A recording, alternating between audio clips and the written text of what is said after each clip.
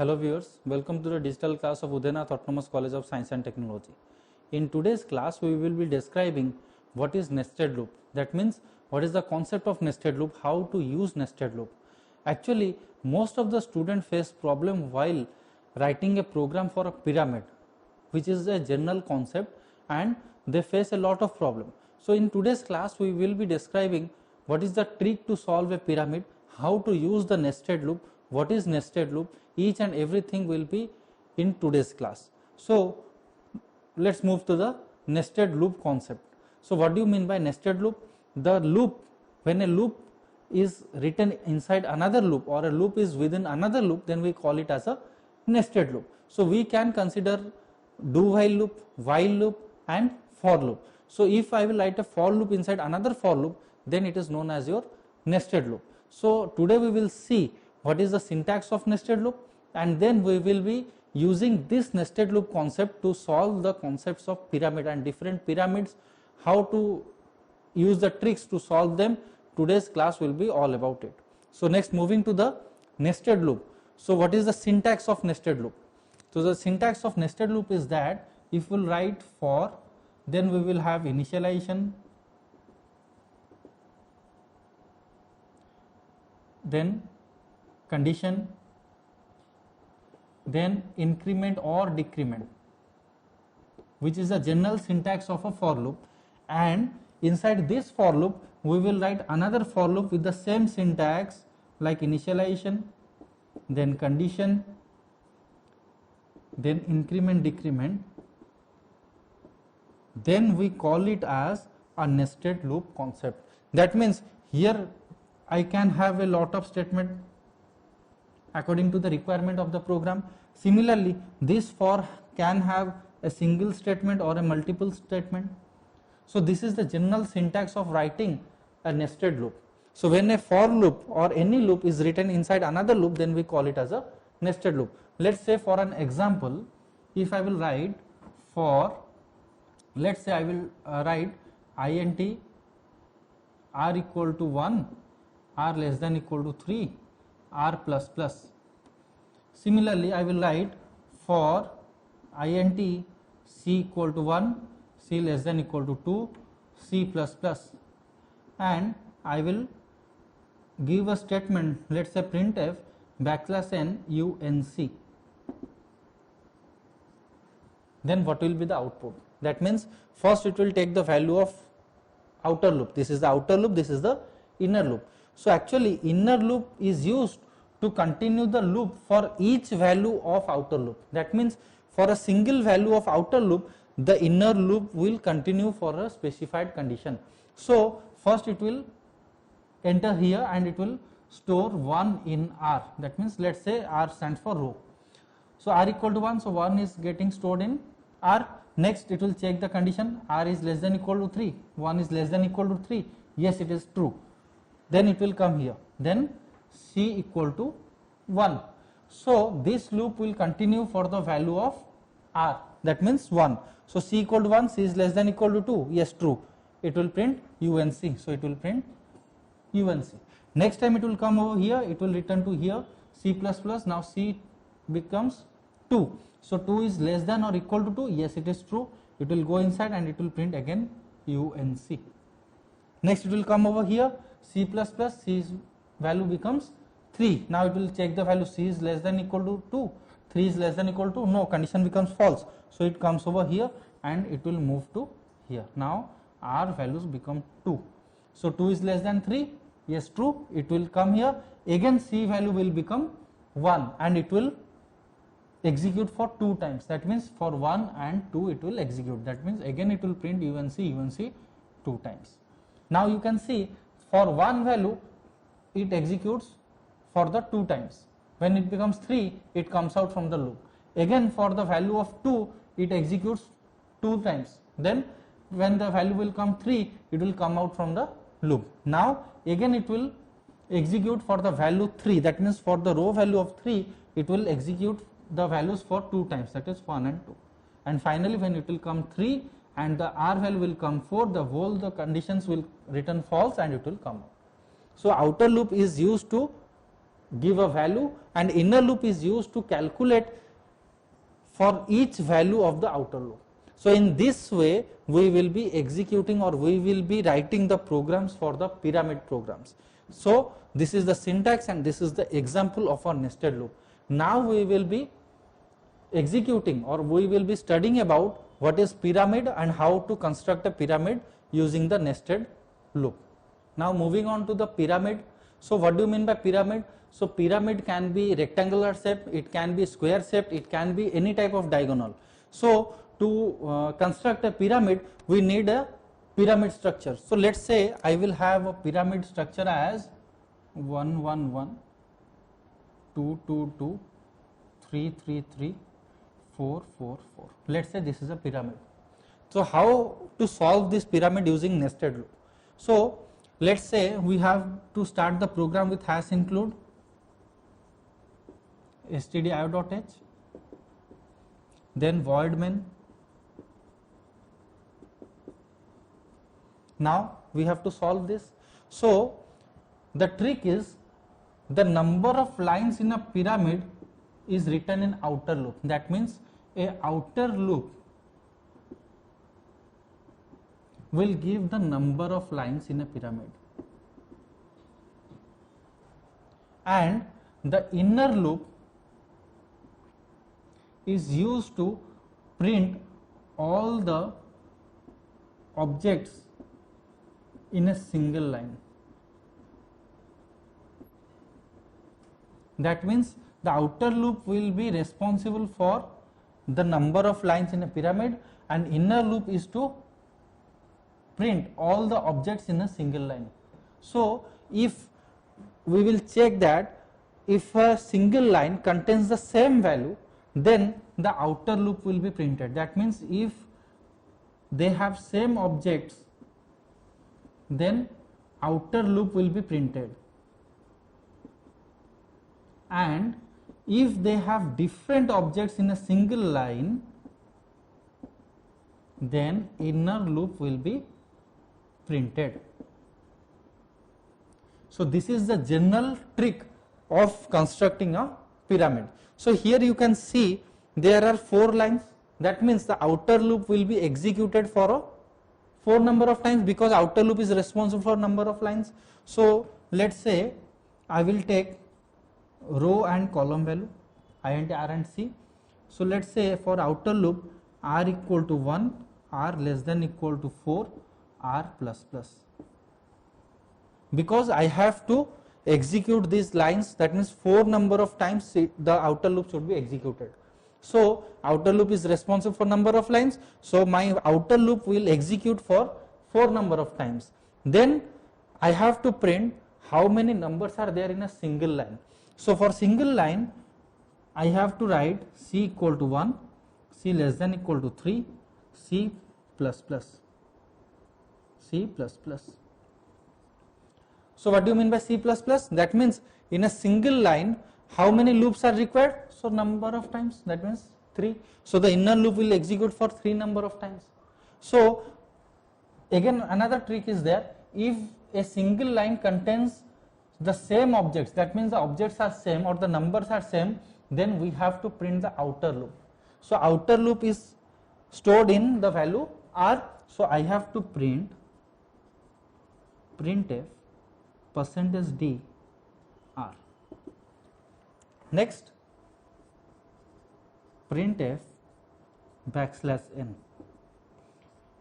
Why I am not using \n over here, and why I am writing as another printf function with a \n, that I will make you understand while writing the rough work of this. So r equal to 1, so r will carry the value 1. So 1 is less than equal to 4. Yes, it's true. Now it will come over here. So c becomes 1. C is less than equal to 3. Yes, true. What it will print? R. The value of r is 1. So it will print 1. When it will come to here, it will be directed to increment and decrement. Now the c value becomes 2. So 2 is less than equal to 3. Yes, true. It will come over here again. It will print the value of r. R value is 1. So again it will print over here. Though I have not written \n over here, so it will print in the same line. Next, again it will move over here. So C becomes 3. So 3 is less than equal to 3. Yes, it's true. Then it will print the value of R, that means 1. Now when it will return to C++, the C value becomes 4. So 4 is less than equal to 3, false. 4 is not less than equal to 3. So it will come out from the inner loop. And when it will come out from the inner loop, it will print a single line. That means after printing these lines, the cursor will be here. So when it will encounter a \n, so the cursor will move to this location. So this curly bracket will move to R++. So R value becomes 2. Now 2 is less than equal to 4. Yes, true. So this loop will again continue for 3 times. That means the value of C will be 1, 2 and 3. So 3 times it will be executed and it will print the value of R. So R value is 2 now. So 2 will be printed 3 times in a single line because we have not written \n over here. Then finally when it will come to another value, the \n is there which will move the cursor to the next line. So in this way, for R value 3 and R value 4, continuously 3 loop will be executed as per the inner loop. So in this way the structure is done, or the pyramid is drawn: 1 1 1, 2 2 2, 3 3 3, 4 4 4. So outer loop is used to execute the number of lines in a pyramid, and inner loop is used to print each object in a pyramid. So if the objects are same in a single line, then the value of R is printed, and if the objects are different, then the C value will be printed. So in this case we can make a minor change to construct another pyramid. Let's say I will have values 1 2 3, 1 2 3, 1 2 3 and 1 2 3. So here number of lines is 4.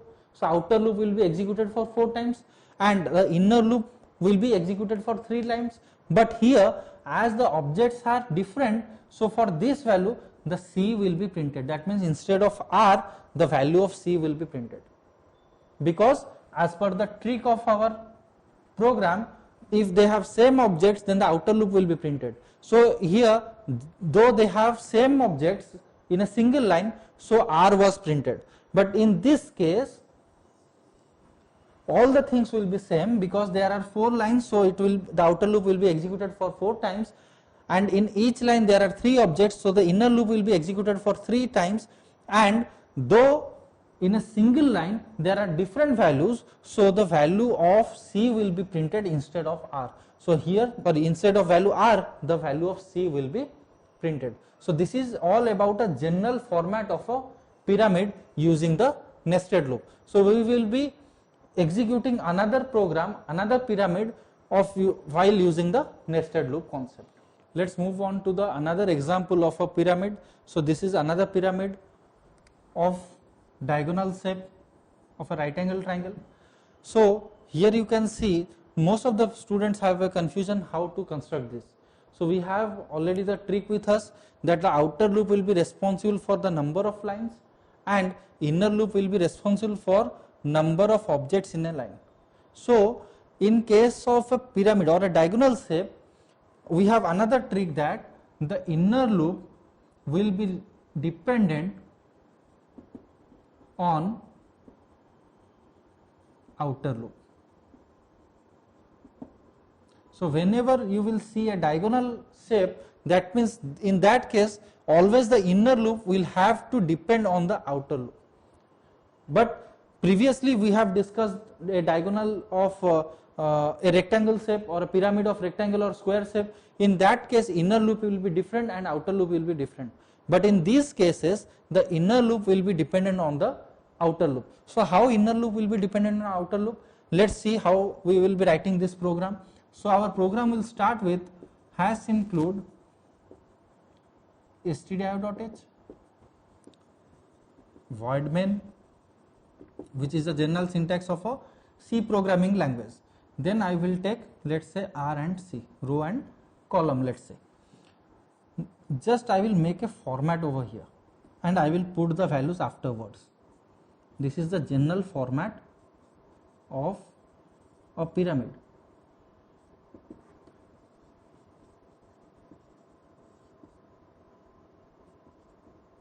So this is the general format of a pyramid. So now I have only to put the values. I have to see the pyramid and I have to put the values. So let's say I have 4 number of lines. That means according to the trick, as there are 4 number of lines, so outer loop will execute for 4 number of times. That means outer loop will be executed for 4 number of times. Done. This is first part gone. Then I have told you, check the values of each line. If they are same, then the outer loop will be printed. But if they are different, then the inner loop will be printed. So here you can see there are 4 number of lines and each line has different values. So who will be printed? The value of inner loop will be printed. So who is the inner loop over here? Let's say C. So who will be printed? The value of C will be printed. So you can see as there are different values in a single line, so C will be printed. So if C will be printed, now you can see that each line starts with the value 1. So C value will also start with 1, because in each line the value is starting from the value of 1. So C will have the value as 1. Now I have told you, if there are a diagonal shape, then the inner loop is dependent on the outer loop. Here you can see when R value is 1, so C will come from 1 to 1, that means 1 time.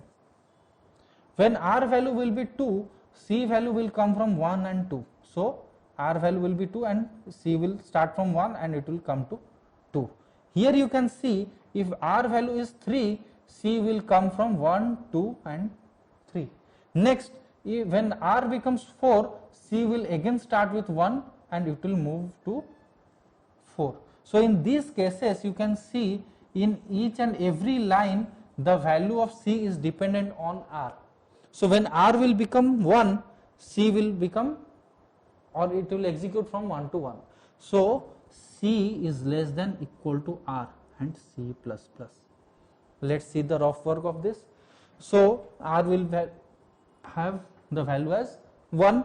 1 is less than equal to 4. Yes, it's true. C will have value as 1. Now it will check 1 is less than equal to R. 1 is less than equal to 1. Yes, 1 is equal to 1. So it will go inside and it will print the value of C. So what is the value of C? It is 1. So 1 is printed. Next time when it will go to here C plus plus, C becomes 2. 2 is less than equal to 1. False. It will come out from this and it will print a next line. The cursor will move to the next line. When it will move to R plus plus, R becomes 2. Again the C value will come from 1. 1 is less than equal to 2. Yes, true. It will print the value of C. C's value is 1. It will print 1. Next time C value becomes 2. 2 is less than equal to 2. Yes, 2 is equal to 2. So condition is satisfied. It will print the value of C. That means 2 will be printed. Next time C value becomes 3.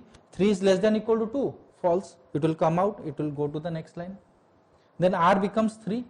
C value will start from 1 and it will come to 3. That means 1, 2, 3.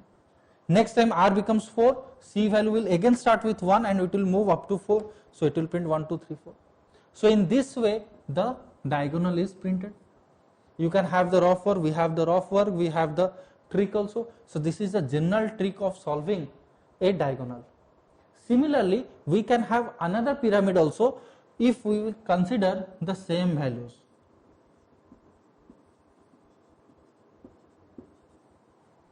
As we have 4 number of lines, so outer loop will be executed for 4 number of times, and if we have a diagonal shape as per the trick, if we have the diagonal shape, then C is dependent on R, and in a single line if they have single objects, then who will be printed? So according to our trick, the value of R will be printed or the outer loop will be printed, so it will print the value of R over here. So here you can see we have to, for this pyramid I have to write only R over here, because in a single line same objects are there. So for same objects in a single line we have to print the value of R, and if we have other objects or different objects, then we have to print the value of C. So this is the way of solving a general diagonal. So we will have another example in which we will take some other values and we will explain it. So let's take another example. We have another pyramid shape in a diagonal structure, and the rule is same. That means for printing the number of lines we will be using the outer loop. For printing each object in a single line we have to print the C value or the inner loop value, and if it is in a diagonal shape then C is always dependent on R. So let's check what is the trick to solve this. So this is a general syntax of a C programming language. I have to take two values, that is R and C, for row and column.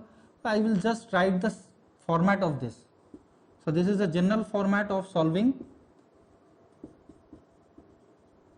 the pyramid, who will be printed, and all these we will just make a format of it, \n and over. Now we have to put the values according to the trick. So first of all let's check that in a single line there are different objects. So if we have different numbers or values in a single line, then who will be printed? Obviously the inner value will be printed. So for inner value, let's say we are taking C, so C will be printed. As we have different values, so C will be printed. Now you can see in each line the value of C starts from 1.